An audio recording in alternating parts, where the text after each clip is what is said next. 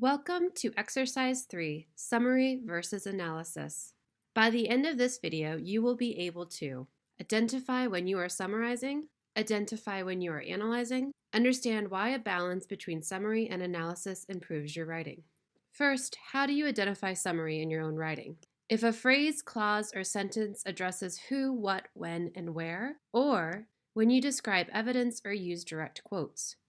Second, how do you identify analysis in your writing? If a phrase, clause, or sentence addresses how or why, or put another way, when you communicate your own original thoughts. For this exercise, I'm going to ask you to pick one color to highlight summary in your writing, pick a different color to highlight analysis in your writing, and color code your writing. In this video, I chose red to color code summary, and blue to color code analysis. Once you've color coded your paper, step back and compare it to the images in A, B, and C. What does your paper look like? Is it summary and evidence heavy like A? Is it analysis heavy like B? Or does it have a mix between summary and analysis throughout like C? As you compare, I want you to think, what picture do you think captures the best writing? This is actually a trick question. It depends on your audience and the style or format of the writing. In certain situations, having a findings paragraph that's summary and evidence heavy is exactly what your audience wants. In other cases,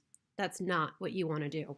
In general, persuasive writing follows the preference of C, where you mix summary and analysis and integrate it throughout. If you don't believe me, take a look at this paper rubric from Rutgers University, which might look very familiar for a number of students in the liberal arts and social sciences. Here, you can see that analysis is weighted equally at 30 points to evidence and sources, which is another way of saying summary, which is also worth 30 points. So if you have a paper that is summary and evidence heavy and light on analysis, you're going to score well on evidence and sources, but lose points in analysis, and vice versa. So again, step back. What does your paper or screen look like? Is it A, is it B, or is it C? If it looks like C, you're in pretty good shape, but if it looks like A or B, you have some fixes to make. What are those fixes?